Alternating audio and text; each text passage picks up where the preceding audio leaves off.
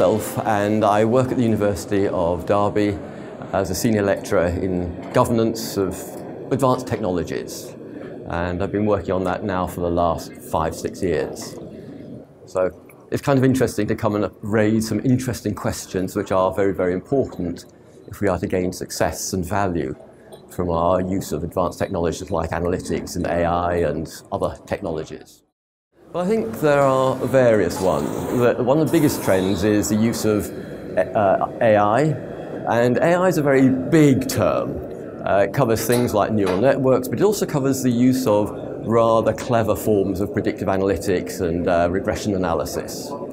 And these are being impacted today by the introduction of the General Data Protection Regulation, which comes into force in a month's time. And we need to understand how that works in relation to the data that we're trying to capture and analyze. I think one of the biggest things we're seeing at the moment is not just the technical capabilities of what we can do with it, but there are a large range of ethical questions that come from using people's data, as we see today, or yesterday particularly, with Zuckerberg in front of the House in America being asked about Facebook and the way they're using our data, our likes and all the other connections to target adverts at us.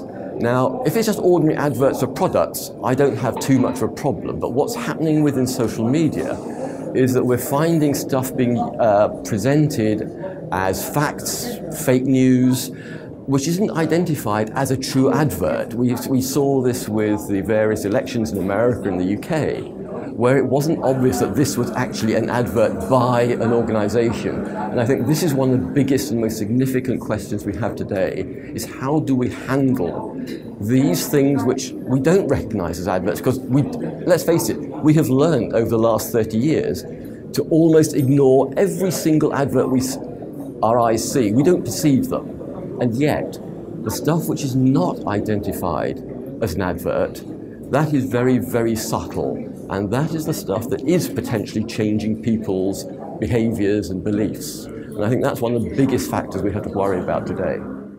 That's an interesting one. We've been there 2 or 3 times already since the 1980s when we first started end-user computing and so on. And I think there are 2 fundamental questions about self-service for the end user. First is domain expertise. It depends how much experience people have of their own set of business data as to whether they understand the connections. Because if they don't understand it very well, they will ask the wrong questions or they will get the wrong answers because they don't understand what they've done. Which leads on to the second part, which is to be able to get the best value from your analysis, you need to pose the questions very, very precisely and accurately. And end users may be good at the business, but they don't understand algorithmic logic, i.e. how to do the selection and analysis. And then the third part of the problem is they don't really understand statistics, mostly. How many of us do? I mean, I've done statistics 3 or 4 times at school and at university, and I still really kind of don't really get it. And if you don't understand what the various tests are and what you should be doing, you may not understand the significance or the relevance or the validity of these numbers that kind of come out of the algorithms. And that's a very big danger. So I'm kind of at the level of, we need to have the analytics pre-canned, created by experts in requirements analysis and coding development, so that I can then just press the button when I need it. Because then I know that this data selection that's being used is valid and relevant, and I know that the statistics that are coming out have been proven by the statistics guys, the data scientists.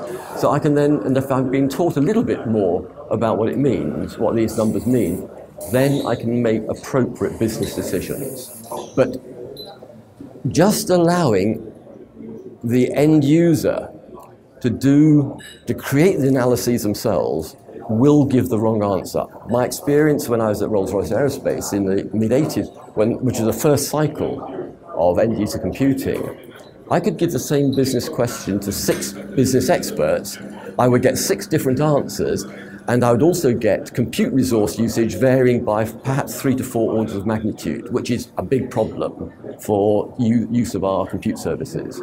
So I'm very skeptical of the real value of doing that.